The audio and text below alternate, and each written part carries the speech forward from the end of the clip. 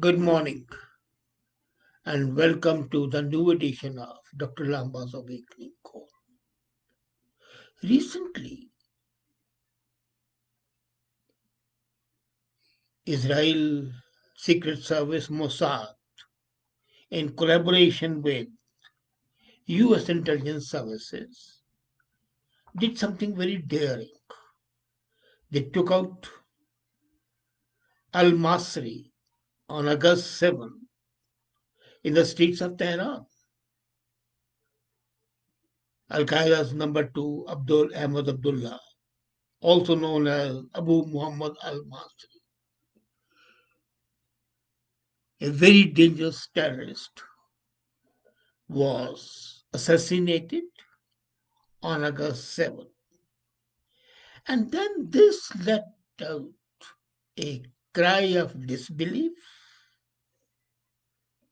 and people started arguing that that's not possible, it's a stage show, and things like that. How could Jerusalem kill somebody in Tehran, a person who is belonging to that group which is inimical to Iran? The Iranian regime is fanatical Shias, and Al Qaeda is fanatical Sunni.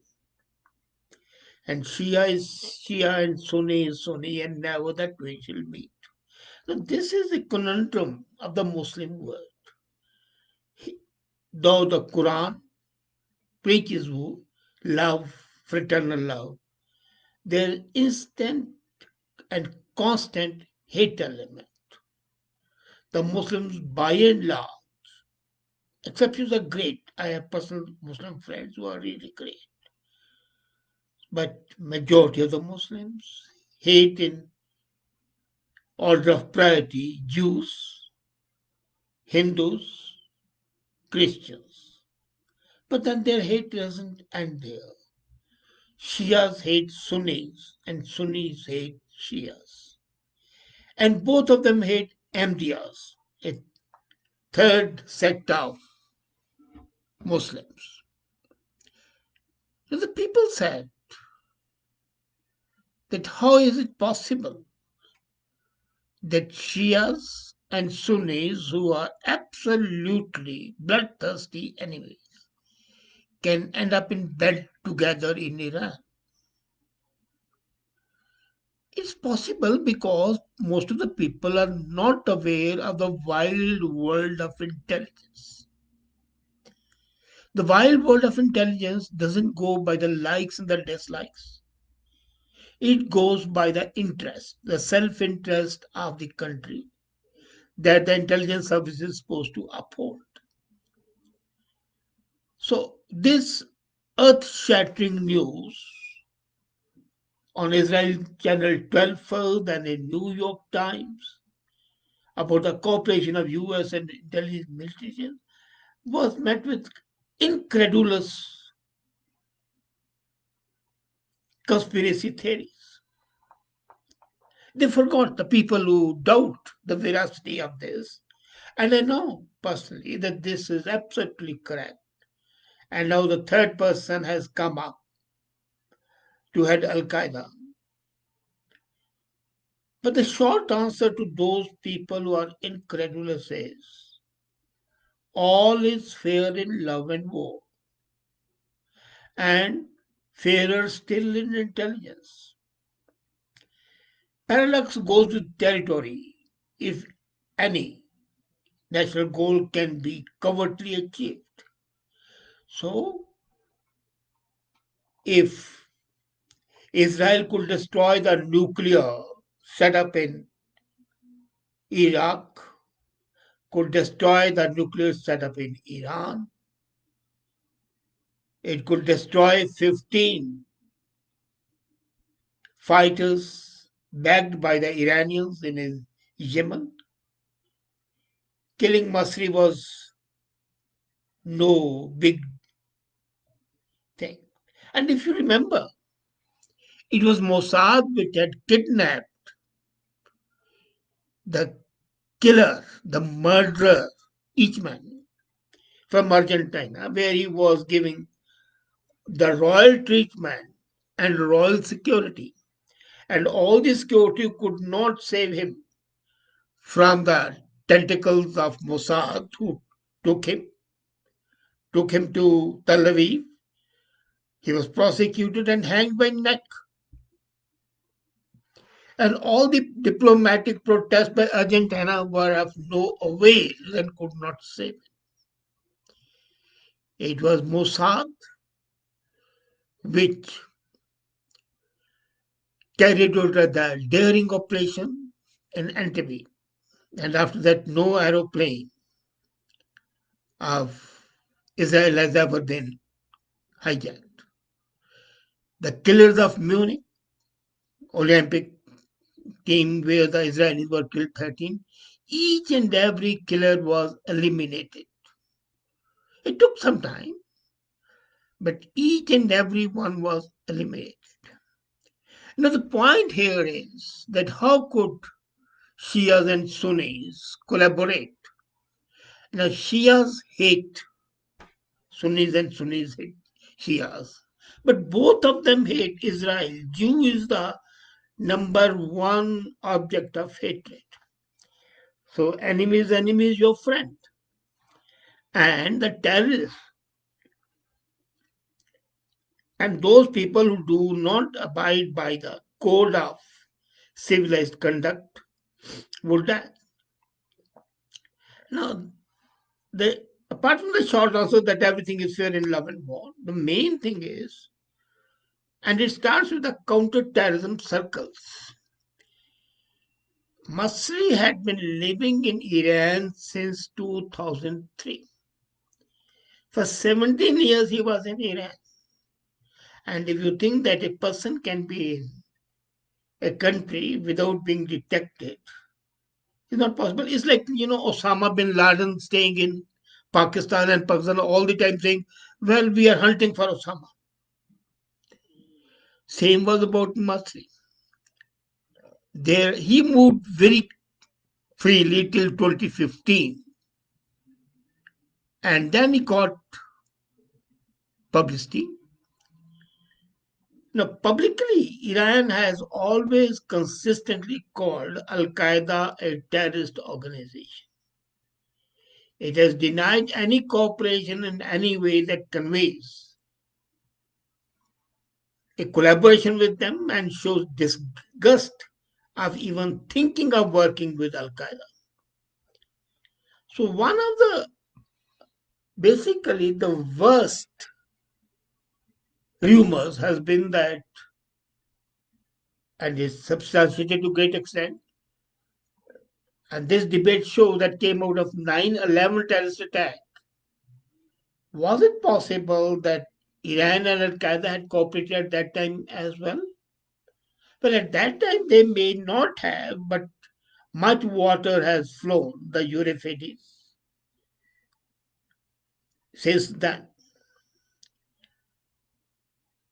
After the international community made Al Qaeda number one enemy, Iran downplayed any links to the group and emphasized its differences with the Sunni organization. But don't forget, it was in 2010. So the people who are credulous about the report and who say that Shia and Sunni cannot be together. If you remember General David Petraeus, he was the commander of US Central Command. And he sent a special message to the president in which he reported that Al Qaeda continues to use Iran as a key facilitation hub where facilities connect Al Qaeda's senior leadership to regional affiliates. So Tehran was basically the hub from where Al Qaeda operated and controlled its subsidiaries in all the countries, whether in Afghanistan, Pakistan, India, USA, Canada, name it. 1 year passed. General Obama took note of this. And in July 2011, Obama administration officially stated that Iran was helping Al Qaeda funnel cash and recruits into Pakistan for its international operations. So a triangle is emerging: Iran, Pakistan, and Al Qaeda. Now, Al Qaeda doesn't have a fixed territory, it's an amorphous territory, and the territorial base is supplied by these two countries. One is a Shia country, and the other is a Sunni country.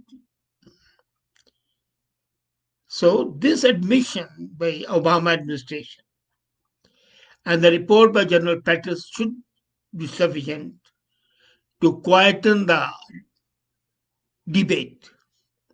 But then let's not stop further. In 2018, there was an interview on the Iranian state television, not this Iranian government television. Interview was by Mohammad Javed Larjani. Now, Larjani is the Secretary of High Council for Human Rights. And Larjani said that these are very important words. Our government agreed not to stamp the passports of some of them because they were on the transit flight for 2 hours. They were resuming their flight without having their stamps, passport stamped. However, their movements were under the complete supervision of Iranian intelligence. So Iranian intelligence knew that they are coming.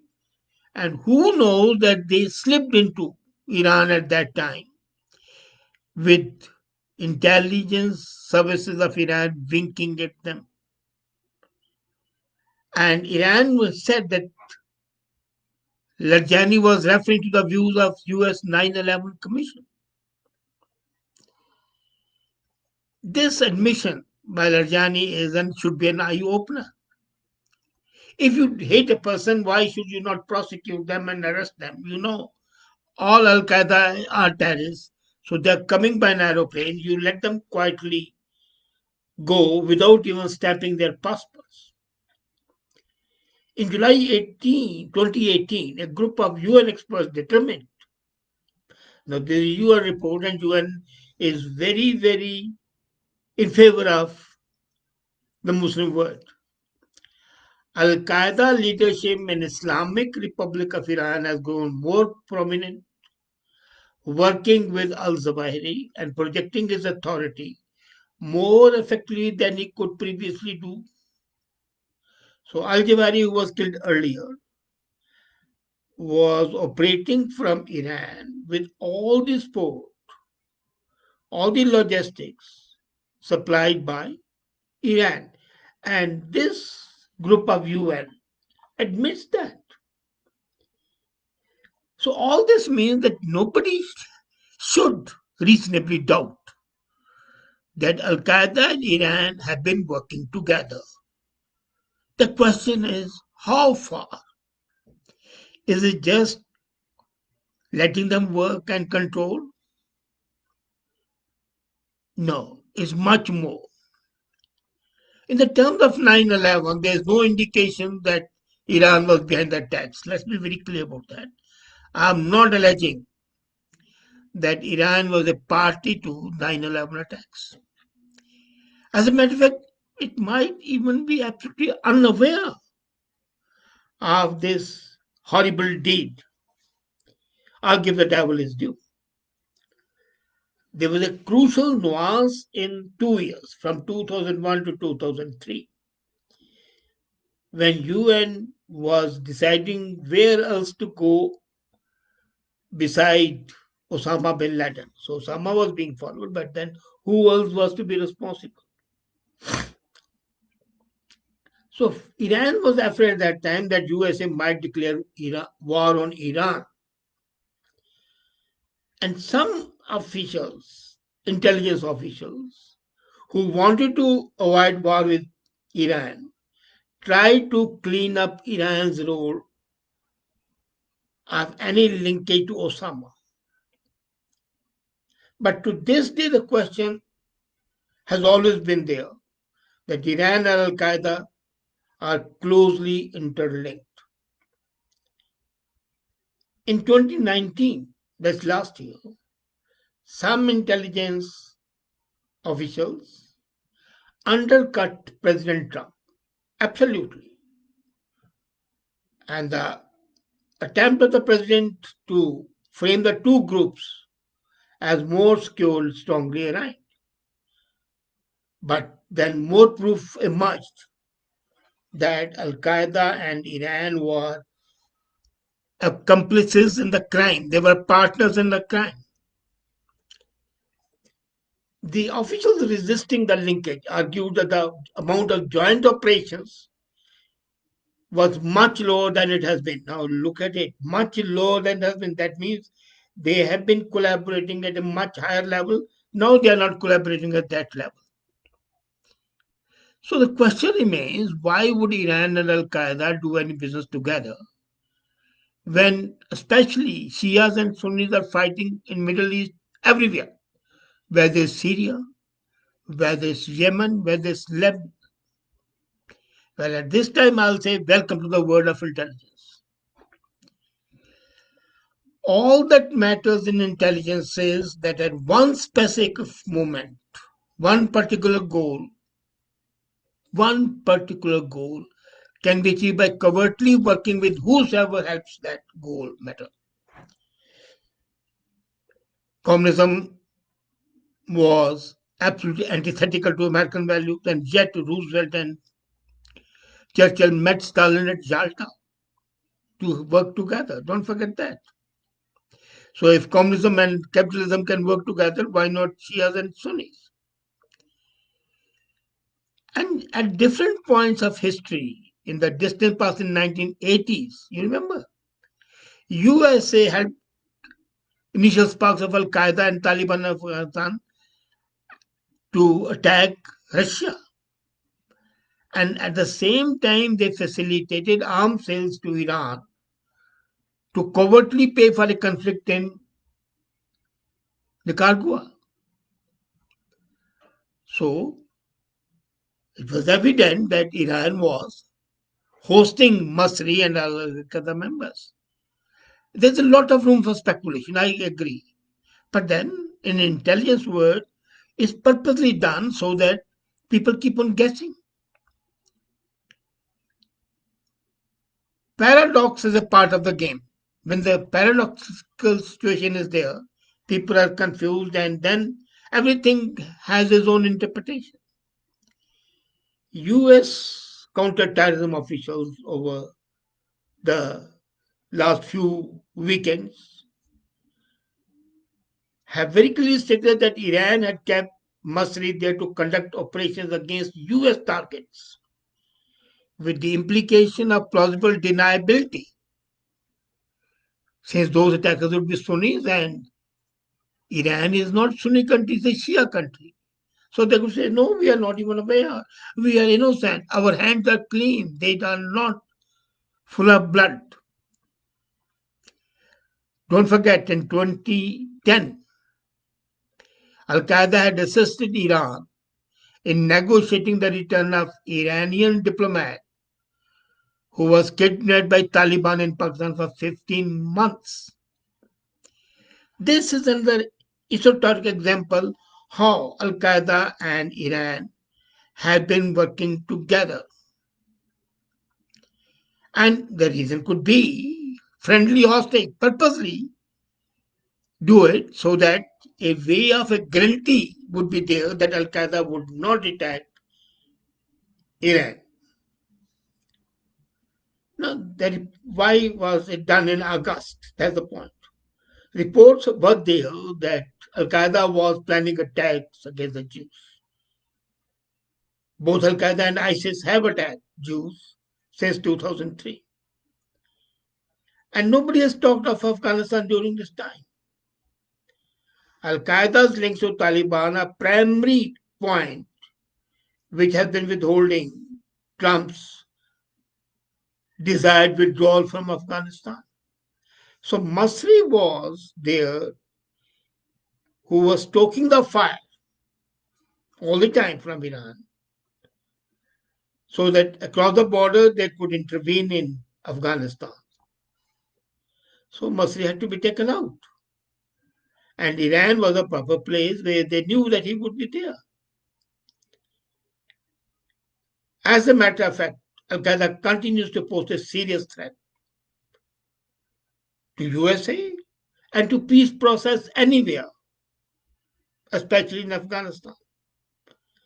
So Masri's taking out was a shot at controlling things.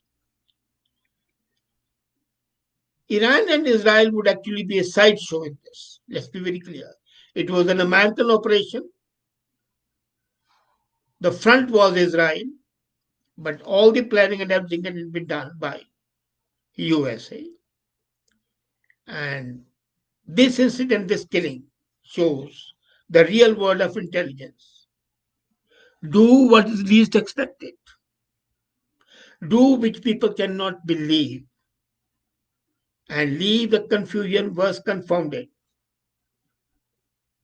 As I said earlier, everything is said in love and war. And the close friendship of Shias and Sunni terrorists in Iran is no exception. But then price has to be paid. And Al Qaeda, by carrying out attacks on USA, is paying that price to keep Iran happy and satisfied. So there should be no doubt that there's a collaboration, a close collaboration between these two countries.